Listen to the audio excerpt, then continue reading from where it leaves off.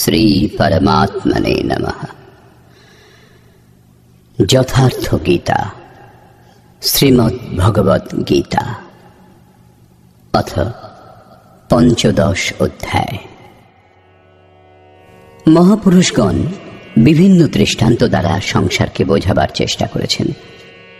কেউ সংসার অরণ্য বলেছেন, কেউ সংসার সাগর বলেছেন। অবস্থা ভেদে একেই ভবনদী, ভবকূপ বলা হয়েছে এবং কখনো এর তুলনা গোষ্পদের সঙ্গে করা হয়েছে। অর্থাৎ ইন্দ্রিয় সমূহের আয়তন যত, সংসারও ততটুকুই।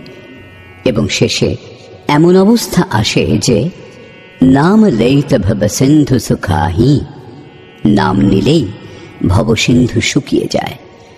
এরূপ সমুদ্র সংসারে আছে কি? যোগেশ্বর শ্রীকৃষ্ণ সংসারকে সমুদ্র ও বৃক্ষের সংজ্ঞা দিয়েছেন।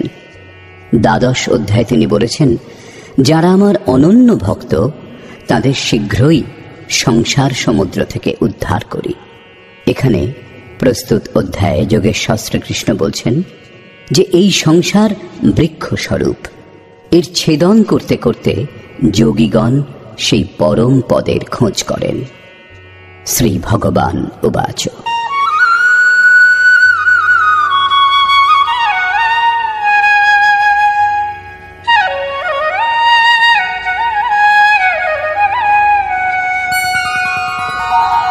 ऊर्ध्वमूलमधः शाखम् अश्वत्थं प्राहुरव्ययम्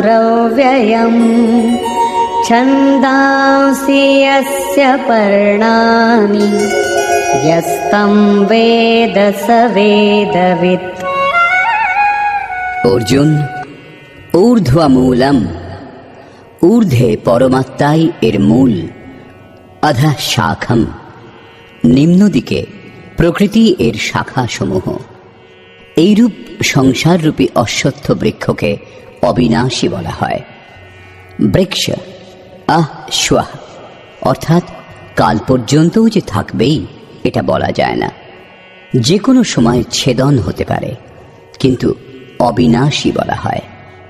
শ্রীকৃষ্ণের অনুসারে অবিনাশী বস্তু দুটি, এক সংসার রূপ বৃক্ষ অবিনাশী এবং দ্বিতীয় তার থেকেও শ্রেষ্ঠ পরম অবিনাশী। এই অবিনাশী সংসার রূপ বৃক্ষের পাতা বেদকে বলা হয়েছে। যিনি এই সংসার রূপ বৃক্ষকে জানেন তিনি বেদজ্ঞ। যিনি এই সংসার বৃক্ষকে জানেন তিনি বেদজ্ঞাতা। গ্রন্থ পাঠকরা জানেন না। গ্রন্থ পাঠ করলে সেই পথে এগিয়ে যাবার প্রেরণা লাভ হয় মাত্র। পত্রসমূহের স্থানে বেদের কি প্রয়োজন?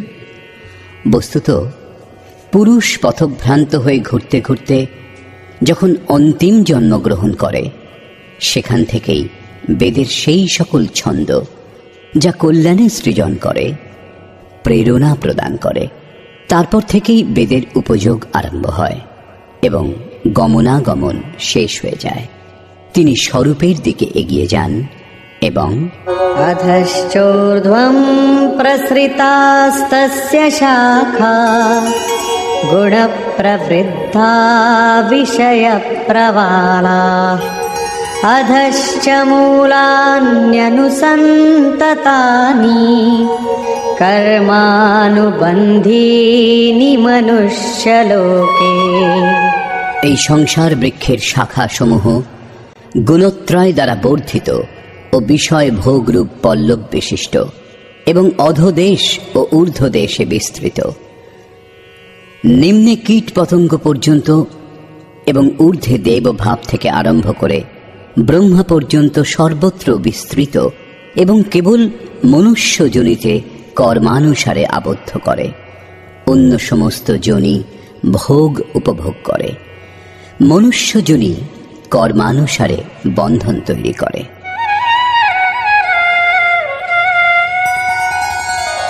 न रूपमस्येह तथोपलभ्यते नान्तो न चादिर्न च सम्प्रतिष्ठा अश्वत्थमेनं सुविरूढमूलम् असङ्गशस्त्रेण दृढेन छित्त्वा। কিন্তু এই সংসার বৃক্ষের রূপ যেমন বলা হয়েছে তেমন দেখা যায় না, কারণ এর আদি নেই ও অন্তও নেই, এবং এর স্থিতিও উত্তম নয়, কারণ এই বৃক্ষ পরিবর্তনশীল। এই দৃঢ়মূল সংসার বৃক্ষকে দৃঢ় অসঙ্গ শস্ত্রেণ, অসঙ্গ অর্থাৎ বৈরাগ্যরূপ অস্ত্র দ্বারা ছেদন করতে হবে। এমন নয় যে অশ্বত্থের মূলে পরমাত্মা বাস করেন, অথবা অশ্বত্থ পাতা বেদ আর শুরু করে দিলেন বৃক্ষের পূজা। এই সংসার বৃক্ষের মূল স্বয়ং পরমাত্মাই বীজ রূপে প্রসারিত, তাহলে কি তাও ছেদন হবে? দৃঢ় বৈরাগ্য দ্বারা এই প্রকৃতির সম্বন্ধ বিচ্ছেদ হয়, একেই ছেদন বলা হয়। ছেদন করে কি করা হবে?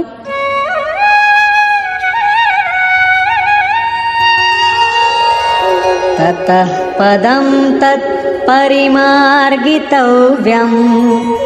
यस्मिन् गता न निवर्तन्ति भूयः तमेव चाद्यं पुरुषं प्रपद्ये यतः प्रवृत्ति प्रसृता पुराणी। দৃঢ় বৈরাগ্য দ্বারা সংসার বৃক্ষকে ছেদন করে সেই পরম পদ পরমেশ্বরের উত্তম রূপে অন্বেষণ করতে হয়, যাকে প্রাপ্ত হলে সংসারের আর পুনরাবৃত্তি হয় না, অর্থাৎ পূর্ণ নিবৃত্তি লাভ হয়। কিন্তু তার অন্বেষণ কিরূপে সম্ভব? যোগেশ্বর বলছেন, এর জন্য সমর্পণ আবশ্যক। যে পরমেশ্বর হতে পুরাতন সংসার বৃক্ষের প্রবৃত্তি বিস্তৃত, সেই আদি পুরুষ পরমাত্মার শরণাগত আমি। তার শরণাগত না হলে বৃক্ষ লুপ্ত হবে না। এখন শরণাগত বৈরাগ্যে স্থিত পুরুষ কিরূপে বুঝবেন যে বৃক্ষ ছেদন হয়েছে? তার পরিচয় কি? এই প্রসঙ্গে বলছেন, निर्माण मोहाजित संग दोषा अध्यात्म नित्या विनिवृत्त कामा द्वन्द्वैर्विमुक्ता सुख दुःख संज्ञैर् गच्छन्त्यमूढा पदमव्ययं तत्। উপরোক্ত প্রকার সমর্পণ দ্বারা যাদের মোহ ও মান নষ্ট হয়েছে, যারা আসক্তিরূপ সঙ্গদোষ জয়ী, অধ্যাত্ম নিত্যা পরমাত্মার স্বরূপে যাদের নিরন্তর স্থিতি, যাদের কামনা নিবৃত্ত হয়েছে এবং সুখ দুঃখরূপ দ্বন্দ্ব থেকে বিমুক্ত জ্ঞানীগণ সেই অবিনাশী পরম পদ প্রাপ্ত হন। যতক্ষণ এই অবস্থা লাভ না হয় ততক্ষণ সংসার বৃক্ষ ছেদন হয় না। বৈরাগ্যের প্রয়োজন এত দূর পর্যন্তই। সেই পরম পদের স্বরূপ কি যা লাভ করা হয়? न तद्भासयते सूर्यो न शशाङ्को न पावकः यद्गत्वा न निवर्तन्ते तद्धाम परमं मम। সেই পরম পদকে সূর্য, চন্দ্র ও অগ্নি প্রকাশ করতে পারে না। যাকে লাভ করলে সংসারে আর পুনর্জন্ম হয় না, সেটাই আমার পরম ধাম, অর্থাৎ তাদের পুনর্জন্ম হয় না। এই পদ লাভ করার অধিকার সকলের সমান। এই প্রসঙ্গে বলছেন,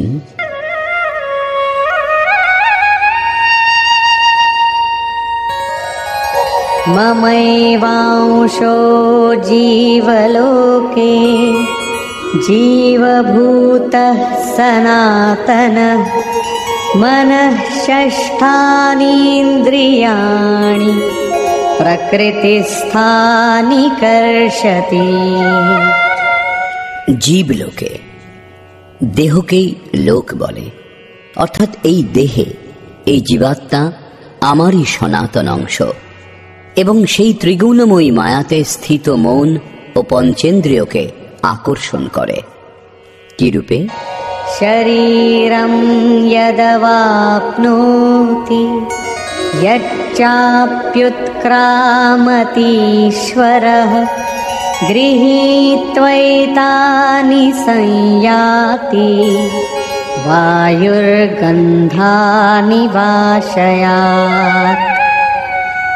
বায়ু যেমন গন্ধস্থান থেকে গন্ধ আহরণ করে, তেমনি দেহের স্বামী জীবাত্মা যে পূর্ব দেহ ত্যাগ করে, সেই দেহ থেকে মন ও জ্ঞানেন্দ্রিয় সমূহের কার্যকলাপ গ্রহণ করে, অর্থাৎ আকর্ষণ করে সঙ্গে নিয়ে আবার যে নতুন দেহ লাভ করে তাতে প্রবেশ করে। অর্থাৎ যখন নতুন দেহ পরের মুহূর্তেই লাভ হয়, তখন আটার পিণ্ড তৈরি করে কাকে অর্পণ করেন? গ্রহণ কে করে? সেই জন্য শ্রীকৃষ্ণ অর্জুনকে বলেছিলেন, এই অজ্ঞান তোমার কোত্থেকে উৎপন্ন হলো যে এই পিণ্ডোদক ক্রিয়া লুপ্ত হবে? সেখানে করে কি? মন ও 6টি ইন্দ্রিয় কে কে?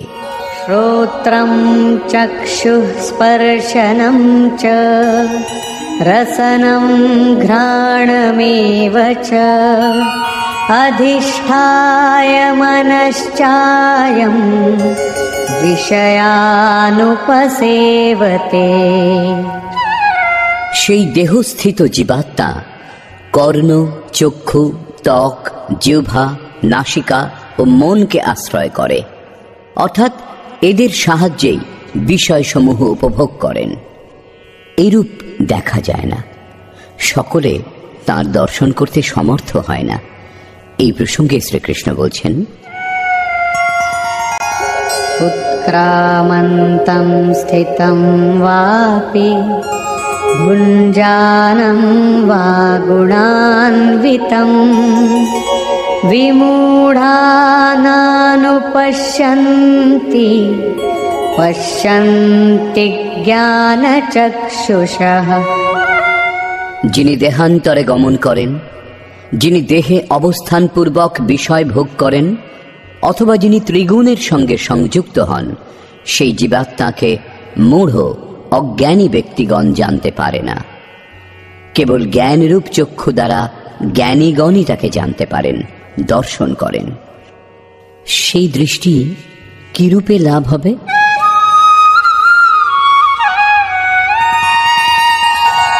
यतन्तो योगिनश्चैनं पश्यन्त्यात्मन्यवस्थितं यतन्तोऽप्यकृतात्मानो नैनं पश्यन्त्यचेतसः। যোগীগণ স্বীয় হৃদয়ে চিত্তকে সর্বদিক থেকে একত্র করে এই আত্মাকে যত্নপূর্বক প্রত্যক্ষ দর্শন করেন। কিন্তু অকৃতার্থ আত্মা যাদের, অর্থাৎ মলিন অন্তঃকরণ যাদের, সেই অজ্ঞানীগণ যত্নশীল হলেও এই আত্মাকে জানতে পারে না, কারণ তাদের অন্তঃকরণ বাহ্য প্রবৃত্তিসমূহে বিক্ষিপ্ত। চিত্তকে সর্বদিক থেকে একত্র করে অন্তরাত্মাতে যত্নশীল ভাবুকগণই তাকে লাভ করার যোগ্য হন। অতএব অন্তঃকরণ থেকে নিরন্তর সুমিরন আবশ্যক। এখন সেই মহাপুরুষগণের স্বরূপে যে সমস্ত বিভূতি লাভ হয়, যা পূর্বেও বলেছেন, সেই সকলের ওপর আলোকপাত করলেন।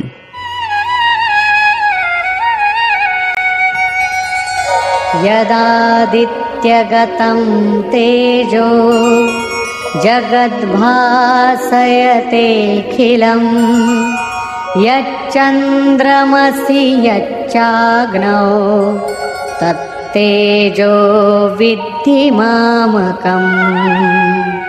যে জ্যোতি সূর্যে স্থিত হয়ে সমগ্র জগৎকে প্রকাশ করে, যে তেজ চন্দ্রে ও অগ্নিতে আছে, সেই জ্যোতি তুমি আমার জানবে। এখন সেই শক্তির কি কাজ, সেই প্রসঙ্গে বলছেন, গামাবিশ্য চ ভূতানি ধারয়াম্যহমোজসা পুষ্ণামি চৌষধীঃ সর্বাঃ সোমো ভূত্বা রসাত্মকঃ। আমি পৃথিবীতে প্রবেশ করে স্বীয় শক্তি দ্বারা ভূত সকলকে ধারণ করি এবং চন্দ্রে রস স্বরূপ হয়ে সকল বনস্পতিদের পুষ্ট করি।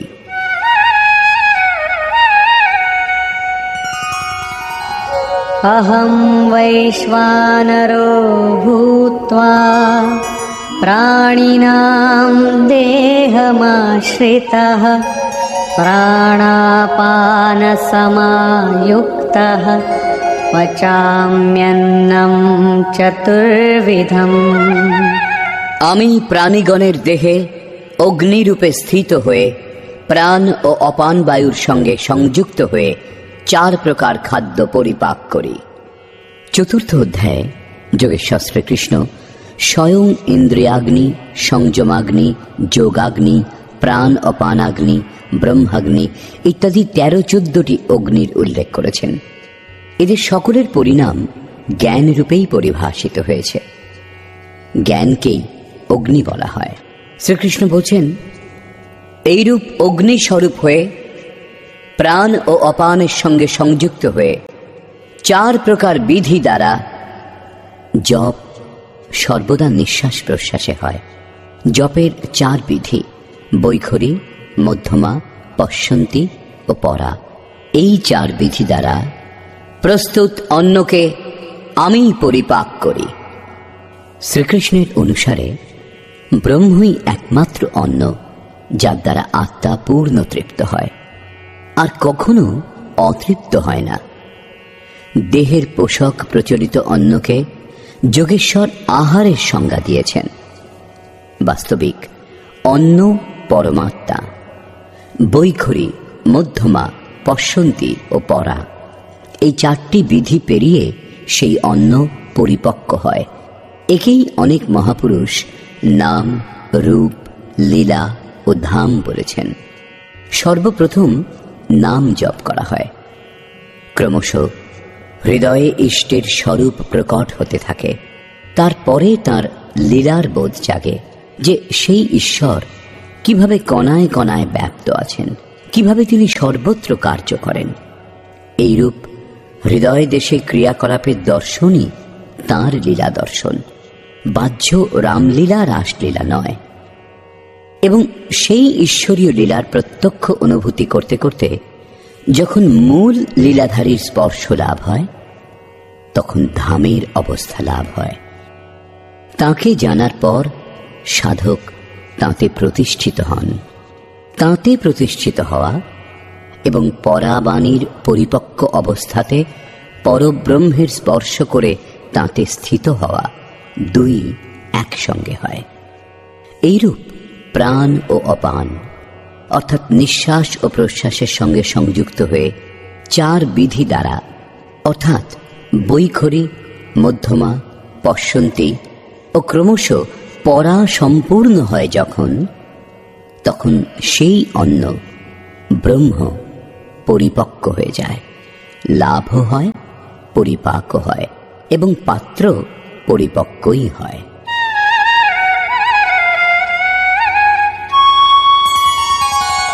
सर्वस्य चाहं हृदि सन्निविष्टो मत्तः स्मृतिर्ज्ञानमपोहनं च वेदैश्च सर्वैरहमेव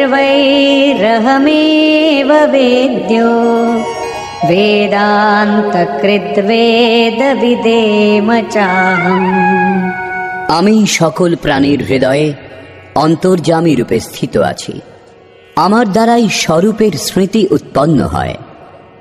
স্মৃতি সুরতি, যে তত্ত্ব পরমাত্মা বিস্মৃত তাঁর স্মরণ হয়ে আসা, এই লক্ষণ প্রাপ্তিকালের।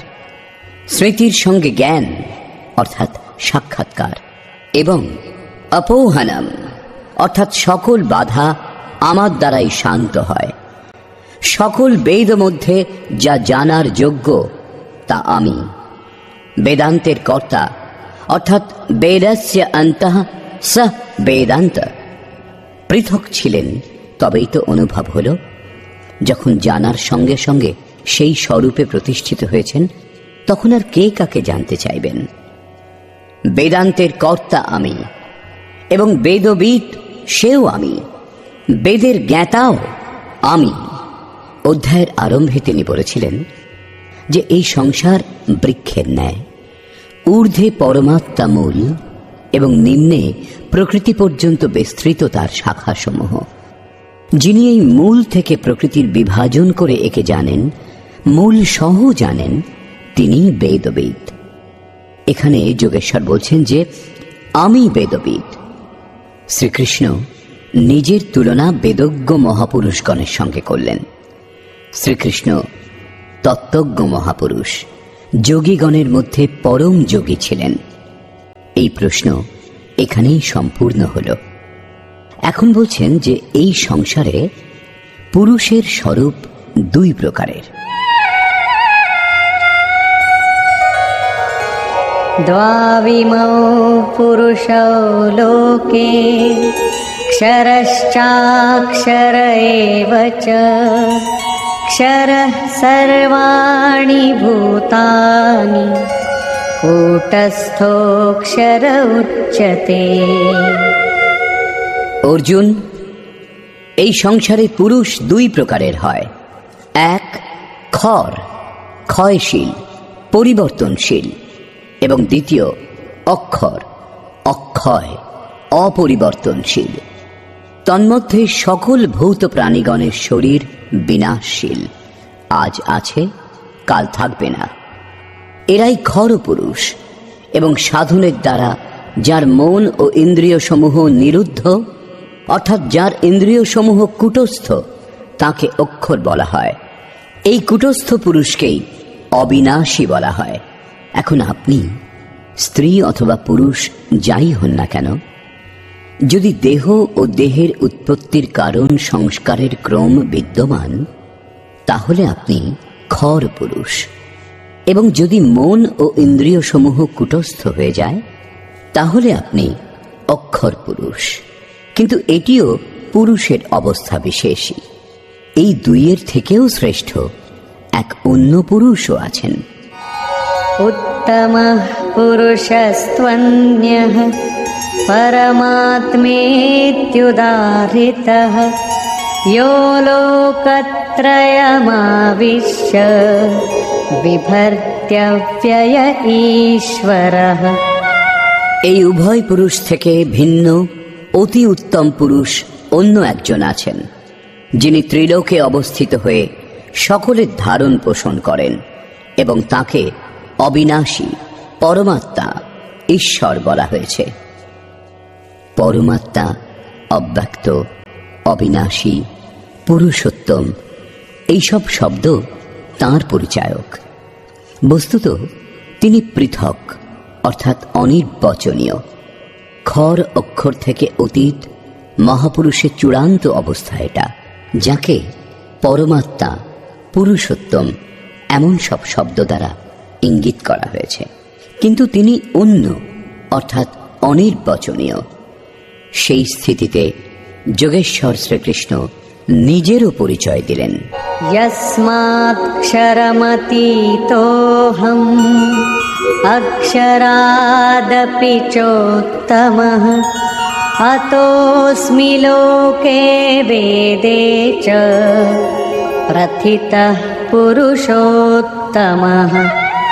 আমি উপরোক্ত বিনাশশীল, পরিবর্তনশীল, ক্ষেত্র থেকে সর্বথা অতীত এবং অক্ষর, অবিনাশী, কুটস্থ পুরুষ থেকেও উত্তম।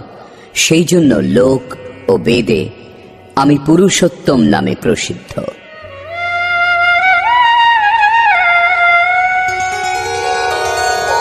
यो मामेवमसम्मूढो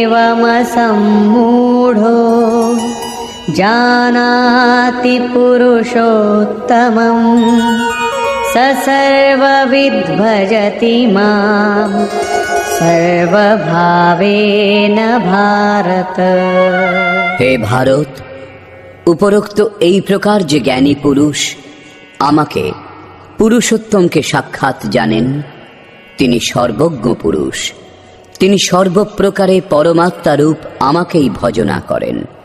তিনি আমার থেকে পৃথক নন।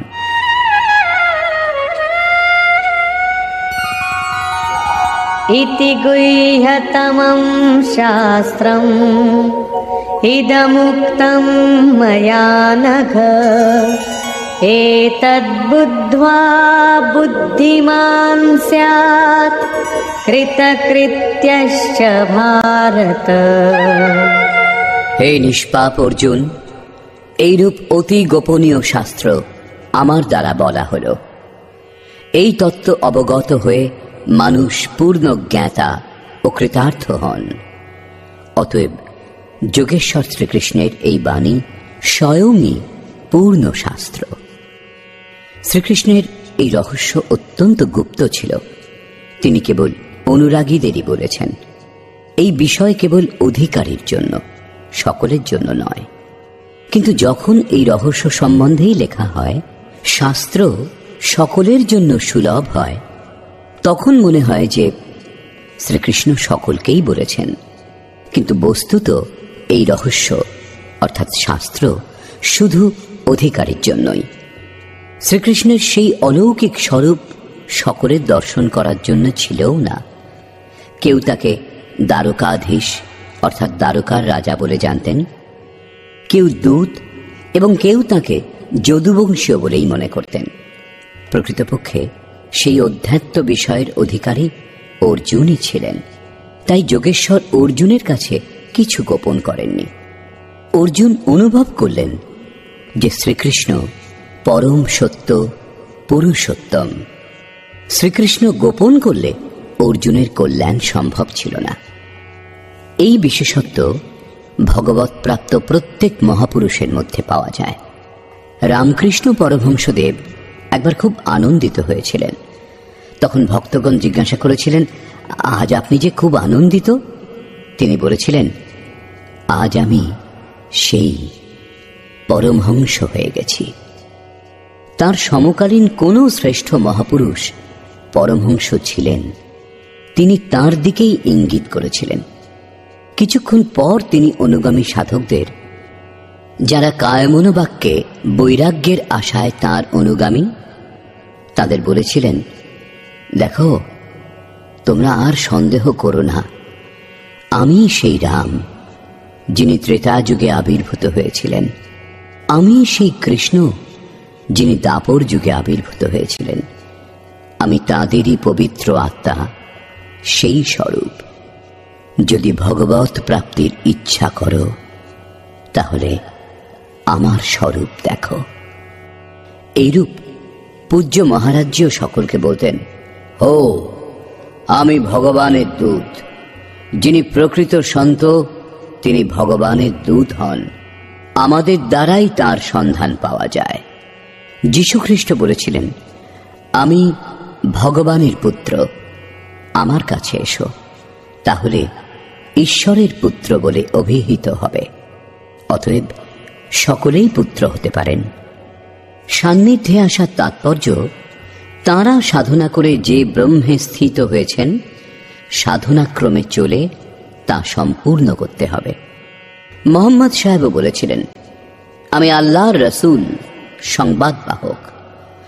পূজ্য মহারাজজি সকলকে এটুকু বলতেন। কারো বিচার খণ্ডন মণ্ডন করেননি তিনি, কিন্তু বিরক্ত অনুগামীদের বলতেন, কেবল আমার স্বরূপ দেখো। যদি তুমি সেই পরম তত্ত্ব সম্বন্ধে জানতে চাও, তাহলে আমাকে দেখো, সন্দেহ করো না। যারা সন্দেহ করতেন, তাদের অনুশাসনের মধ্যে রেখে অন্তরে অনুভব সঞ্চার করে বাহ্য সমস্ত বিচার থেকে সরিয়ে যোগেশ্বর শ্রীকৃষ্ণের অনুসারে দ্বিতীয় অধ্যায়ের 40 থেকে 43 সংখ্যক শ্লোক, অনন্ত পূজা পদ্ধতি যার অন্তর্গত, তাই নিজের স্বরূপে নিযুক্ত করেছিলেন। তিনি অদ্যাবধি মহাপুরুষের রূপে অবস্থিত। এই রূপ শ্রীকৃষ্ণের স্থিতিও গোপনীয় ছিল, কিন্তু নিজের অনন্য ভক্ত, পূর্ণ অধিকারী, অনুরাগী অর্জুনের প্রতি তিনি তা প্রকাশ করেছিলেন। প্রত্যেক ভক্তের পক্ষেই এমন হওয়া সম্ভব। মহাপুরুষ লক্ষ লক্ষ ব্যক্তিকে সেই পথে চালান। নিষ্কর্ষ, বর্তমান অধ্যায়ের শুরুতে যোগেশ্বর শ্রীকৃষ্ণ বলেছিলেন, একটা অশ্বত্থ বৃক্ষের ন্যায় এই সংসার। অশ্বত্থ একটা উদাহরণ মাত্র। ঊর্ধ্বে এর মূল পরমাত্মা এবং নিম্নে প্রকৃতি পর্যন্ত বিস্তৃত এর শাখা প্রশাখা। যিনি এই বৃক্ষকে সম্পূর্ণরূপে জানেন তিনি বেদজ্ঞ। এই সংসার বৃক্ষের শাখাসমূহ ঊর্ধ্বদেশে এবং অধোদেশে সর্বত্র বিস্তৃত, এবং মূলানি এর মূলের জাল ঊর্ধ্বে এবং নিম্নে সর্বত্র ব্যাপ্ত, কারণ সেই মূল ঈশ্বর এবং তিনি বীজ রূপে প্রত্যেক জীবের হৃদয়ে বাস করেন। দৃষ্টান্তস্বরূপ একটি পৌরাণিক কাহিনী প্রস্তুত করা হয়েছে। একবার পদ্মফুলের ওপর বসে ব্রহ্মা বিচার করছিলেন যে আমার উৎপত্তি স্থান কোথায়, কোথায় আমার জন্ম হয়েছিল। তিনি সেই পদ্মফুলের নালে প্রবেশ করে অনবরত এগিয়ে যেতে লাগলেন, কিন্তু নিজের উদ্গম দেখতে পেলেন না। তখন তিনি হতাশ হয়ে পদ্মাসনে বসে পড়লেন।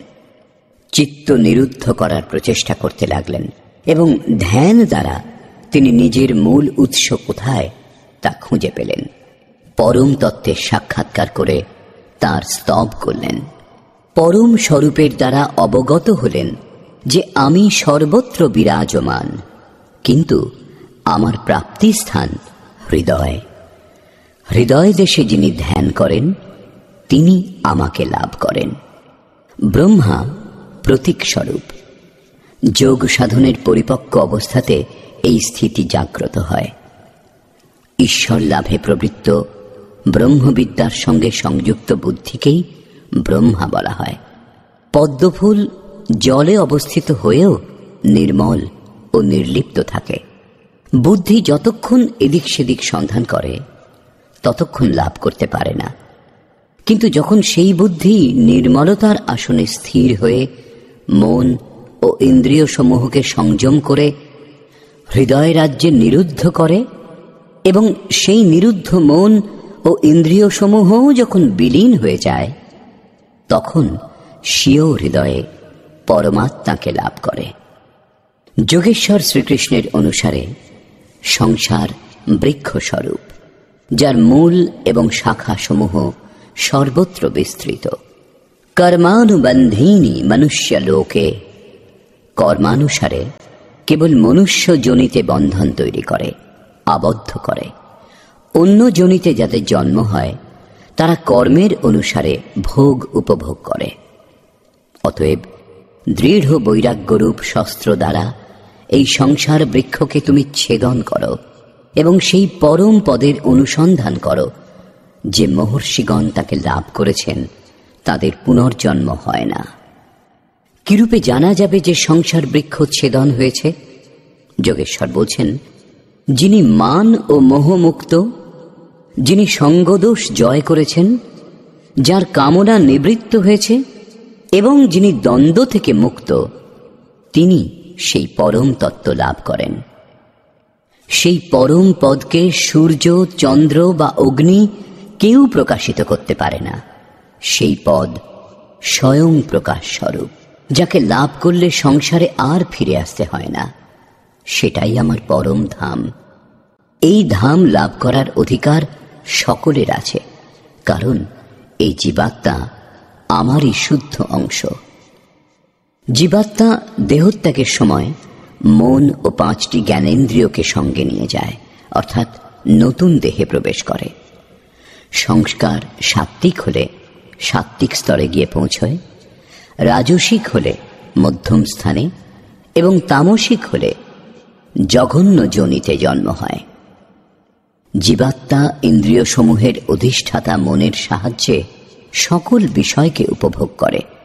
একে দেখতে পাওয়া যায় না। জ্ঞান সেই দৃষ্টি যার মাধ্যমে একে দেখা সম্ভব। কোনো বিষয় মুখস্থ করে নেওয়াটাই জ্ঞান নয়। যোগীগণ চিত্ত হৃদয়ে সংযম করে প্রযত্নপূর্বক তাকে দর্শন করেন। অতএব জ্ঞান হল সাধনগম্য। শাস্ত্র অধ্যয়ন দ্বারা তার প্রতি অনুরাগ উৎপন্ন হয়। সংশয়যুক্ত অকৃতাত্মা ব্যক্তিগণ যত্নশীল হলেও একে দেখতে পায় না। এখানে প্রাপ্তি স্থানের বর্ণনা করা হয়েছে। অতএব সেই অবস্থাতে বিভূতি সমূহের প্রবাহ স্বাভাবিক। সে সকলের উপর আলোকপাত করে যোগেশ্বর শ্রীকৃষ্ণ বলছেন, সূর্য ও চন্দ্রে যে প্রকাশ আছে সেই প্রকাশ আমার জানবে। অগ্নিতে যে তেজ আছে সেই তেজও আমার। আমি প্রচণ্ড অগ্নিরূপে 4 বিধি দ্বারা পরিপক্ক অন্নকে পরিপাক করি। শ্রীকৃষ্ণের বাণীতে অন্ন একমাত্র ব্রহ্ম, অন্নম ব্রহ্মেতি ব্যজানাৎ। যাকে লাভ করে এই আত্মা পূর্ণ তৃপ্ত হয়, বৈখরি থেকে পরা পর্যন্ত পূর্ণ পরিপক্ক হয়ে অন্ন পরিপাক হয়ে যায়, সেই পাত্র বিলীন হয়। এই অন্ন আমিই পরিপাক করি। অর্থাৎ সদ্গুরু রথী না হলে এই উপলব্ধি সম্ভব নয়। এই বিষয়ের উপর জোর দিয়ে যোগেশ্বর শ্রীকৃষ্ণ পুনরায় বললেন, সকল প্রাণীর অন্তর্দেশে অবস্থিত হয়ে আমি স্মৃতি প্রদান করি, বিস্মৃত স্বরূপের স্মৃতি প্রদান করি। স্মৃতির সঙ্গে যে জ্ঞান লাভ হয় তা আমি। এই জ্ঞান লাভের পথে যে বাধা উপস্থিত হয় সেই বাধা আমিই দূর করি। আমি জ্ঞাতব্য এবং বিদিত হলে জ্ঞানের অন্তর্কর্তাও আমি। আমি বেদবিদ। কে কাকে জানবার জন্য প্রযত্নশীল হবে? অধ্যায়ের প্রারম্ভে বলেছিলেন, যিনি সংসার বৃক্ষকে সম্পূর্ণরূপে জানেন তিনিই বেদবিদ। যিনি এই সংসার বৃক্ষকে ছেদন করেন তিনি একে জানতে পারেন। এখানে বলছেন, আমি বেদবিদ পুরুষোত্তম, তাকে লাভ করার অধিকার মানব মাত্রেরই। পরিশেষে বললেন, 2 প্রকারের পুরুষ এই পৃথিবীতে আছে। সকল ভূত প্রাণীর দেহ খড়। মন যখন কুটস্থ হয় তখন এই পুরুষকেই অক্ষর বলা হয়। অক্ষর হলেও এখনো তা দ্বন্দ্বাত্মক এবং এর থেকেও শ্রেষ্ঠ, যাকে পরমাত্মা, পরমেশ্বর, অব্যক্ত ও অবিনাশী বলা হয়, তিনি সম্পূর্ণ ভিন্ন। এই অবস্থা খড় অক্ষরের ঊর্ধ্বে, একেই পরম স্থিতি বলা হয়।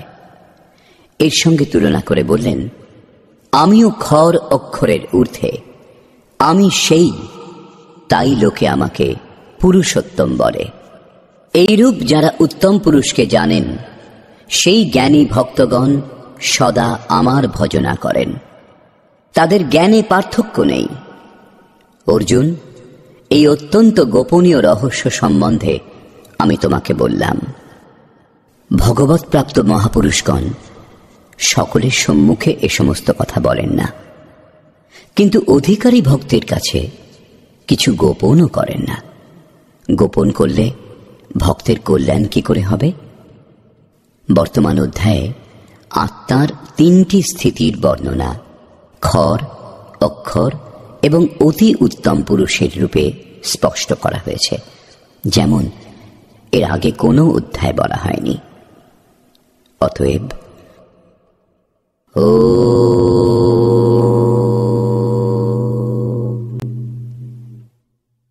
এই প্রকার শ্রীমদ্ ভগবদ্ গীতারূপী উপনিষদ এবং ব্রহ্মবিদ্যা তথা যোগশাস্ত্র বিষয়ক শ্রীকৃষ্ণ ও অর্জুনের সংবাদে পুরুষোত্তম যোগ নামক 15 অধ্যায় পূর্ণ হল। এই প্রকার শ্রীমৎ পরমহংস পরমানন্দজির শিষ্য স্বামী অর্গড়ানন্দকৃত শ্রীমদ্ ভগবদ্ গীতার ভাষ্য যথার্থ গীতাতে পুরুষোত্তম যোগ নামক 15 অধ্যায় সমাপ্ত হল। হরি ওম তৎসৎ।